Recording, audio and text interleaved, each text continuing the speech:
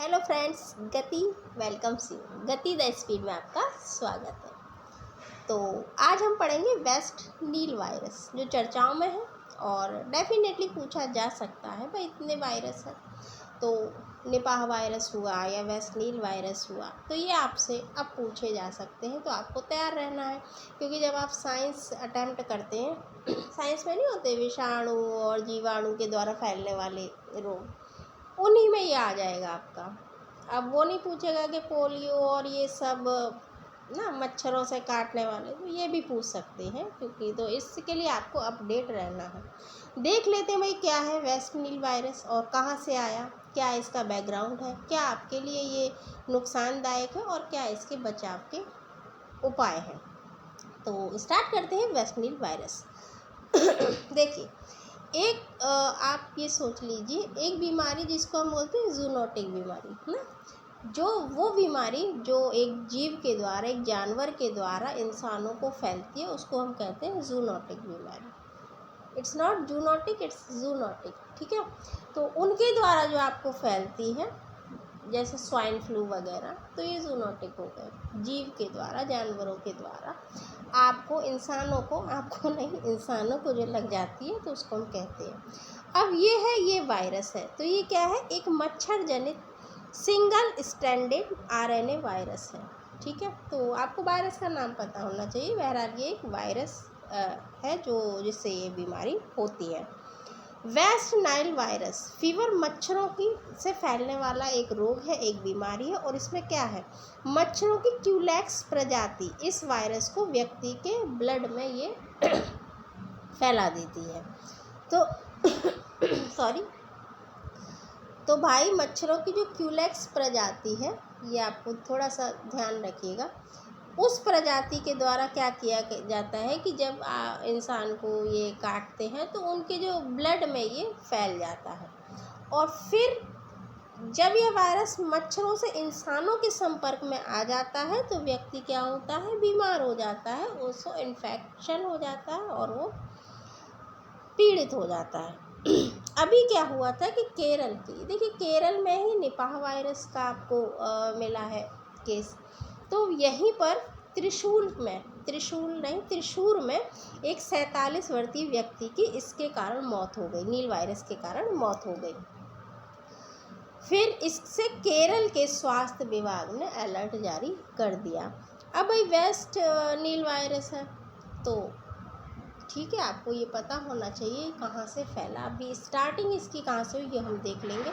और देखिए, एक होता है कि कुछ बीमारी होती हैं जो आई और गई, कुछ होती हैं आई और आके रह गई, जैसे कोविड। अब आ गए, अब आप यूज्ड टू हो गए, अब आप हम सब इसके क्या होगा, आदी हो गए कि भैया ठीक है। अब पहली बार क्या हुआ था कि सब लोग बड़े परेशान हो गए थे, होने वाली बात भी है कि पूरा जो विश्व है वो थम गया था। फिर क्या हुआ, वही अगली साल फिर आया, फिर थोड़ा सा परेशान हुए, बट उतना नहीं हुआ जितना पहली बार हुआ। फिर आपके वैक्सीन लगी और फिर मान लीजिए आपने रामनगर या ठीक है, सब सही हो जाएगा। तो ये क्या हुआ, ये हम यूज्ड टू हो गए। तो कुछ बीमारी जैसे मैंने बोला वो रह जाती हैं, तो उनको ज़्यादा परेशान करती हैं। उन्हीं में से इस तरह की ये बीमारी है। मल्लपुरम के एक 6 वर्षीय बच्चा भी इसी कारण उसकी भी मृत्यु हो गई थी 2019 में, यानी अभी का नहीं, ये भी बार बार आता है। WNV को पहली बार 2006 में केरल राज्य के अलापुझा में रिपोर्ट किया गया था। बाद में क्या हुआ, 2011 में भी इसे एर्नाकुलम केरल में भी रिपोर्ट किया, यानी केरल इससे बहुत परेशान है। और केरल कहाँ, ईस्ट में है कि वेस्ट में, ये आप मुझे बताइएगा। जो कोस्टल एरिया है, जो कोस्टल स्टेट हैं हमारे भारत के, कितने हैं, 9 हैं। तो केरल किधर है, वेस्ट में है कि ईस्ट में, ये आप हमको बताइएगा। अब भाई इसकी उत्पत्ति कहाँ हुई, तो WNV की, यानी इस वायरस की, वेस्ट नील वायरस की, पहली बार 1937 में युगांडा के वेस्ट नाइल ज़िले में एक महिला में इसको पाया गया। तो भैया ये नया नहीं है, ये बहुत पुराना है, प्राचीन काल का आप इसको कह सकते हैं। तो पुराना है, बहरहाल 1937 अंग्रेज़ों के ज़माने का ये भी जेलर है। तो 1937 में युगांडा के वेस्ट नाइल ज़िले में एक महिला में इसको पाया गया था। 1953 में नील डेल्टा क्षेत्र में पक्षियों में इसकी पहचान की गई थी और 97 में यानी 1997 में प्रथम WHO को पक्षियों के लिए रोगजनक नहीं माना जाता था। यानी उससे पहले हम इसको नहीं मानते थे कि पक्षियों के लिए रोगजनक है। बहरहाल इसका भी इतिहास है और ये क्या है, ये बहुत पुराना है और धीरे धीरे टाइम टू टाइम ये आता रहा है।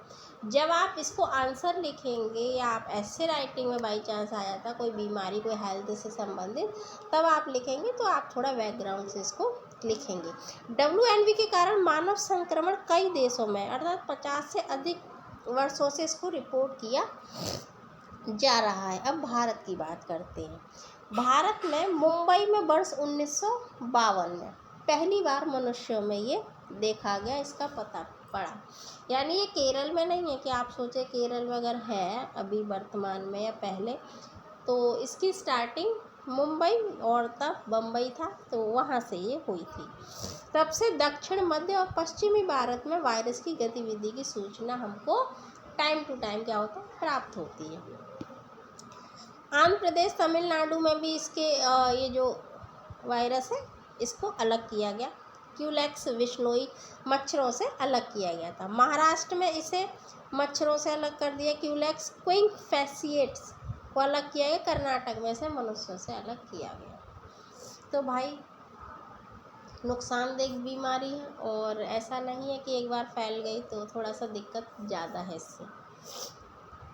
इसके मतलब टोटल ये है कि अधिकतर ये राज्यों में ये फैल चुका है। ठीक, तमिलनाडु, कर्नाटक, आंध्र प्रदेश, महाराष्ट्र आदि जो क्षेत्र में, इनमें क्या हुआ, असम में इकट्ठे किए गए मानव सीरम में WNV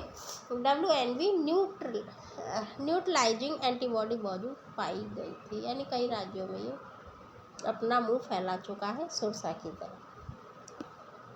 बेल्लौर कोलार जिले में 77, 78, 81, 17 में ये पाए गए इनके गंभीर मामले। तो ये आपको इतना नहीं रटना है, आपको जो प्रथम बार हुआ अभी केरल में जो स्थिति है वो देखनी है और सावधानी और वो इसके जो इफ़ेक्ट हैं वो देखने हैं। इसके लक्षण क्या है? मांसपेशियों में कमजोरी, यानी मसल्स में आपके कमजोरी हो गई। मिर्गी, सिरदर्द और गर्दन में अकड़न इसके लक्षण हैं। बेहोशी होगी, बेहोशी जैसी स्थितियां होंगी। भटकाव, झटके महसूस होना, नज़र कमज़ोर होना, सुन्न होना और पैरालिसिस जिसे पक्षाघात कहते हैं, ये इसके लक्षण हैं। अब भाई उपचार क्या है? लक्षण तो बहुत सारे हैं, काफ़ी अच्छे रोग हैं। तो अभी तक इसका कोई उपचार नहीं है, ना कोई इसकी वैक्सीन है। अच्छा एक बात बताइए कि वैक्सीन और मेडिसिन में क्या डिफरेंस है, अंतर क्या है? आप कोविड को झेले हैं, हम सब वैक्सीन लगी है तो भाई बच्चों को भी लगती है, जब बच्चा पैदा होता है उसके 2-2.5 साल तक जो लगते रहते हैं। तो वैक्सीन और दवा में क्या अंतर है? देखिए सीधा सा अंतर ये है कि वैक्सीन क्या होती है रोग से पहले दी जाती है, यानी उसको लड़ने की क्षमता, रोग से रोग हुआ नहीं है, रोग से पहले हम उसको वैक्सीन लेते हैं। और मेडिसिन जब रोग हो जाता है तब आपको मेडिसिन उपलब्ध कराई जाती है, तब आप मेडिसिन लेते हैं। ये इनमें डिफरेंस है। तो अभी तक तो कोई भाई वैक्सीन और दवा इसकी मिली नहीं, ना बनी। टोनरो इनवेसिव WNV रोगियों को केवल एक सहायक उपचार प्रदान किया जा सकता है। तो ये सहायता है, सही हो नहीं हो वो अलग बात है। अभी तक इसका कोई वो है नहीं। तो आपको क्या करना है, सेव होना है, अपनी सुरक्षा करनी है, अपने परिवार की, अपने फ्रेंड्स की जानकारी देनी है, बस और कुछ नहीं, साफ़ सुथरा रहना, दैट्स इट। तो भाई ये है आपका WNV वेस्ट नाइल वायरस। इसको आपने देखा, इसको आपने समझा, क्यों हुआ, कहाँ से स्टार्टिंग हुई, भारत में पहली बार कब आया, वर्तमान में क्या है इसके लक्षण और इसके उपचार। तो ठीक है, अगर आपका कोई सजेशन, कोई सुझाव है तो आप दे सकते हैं, डिमांड कर सकते हैं ना। और अगर अच्छा लगा है, पसंद आया है तो एक लाइक करें, शेयर करें और अपना फीडबैक दें। फिर मिलते हैं। Thanks for watching. जय हिंद।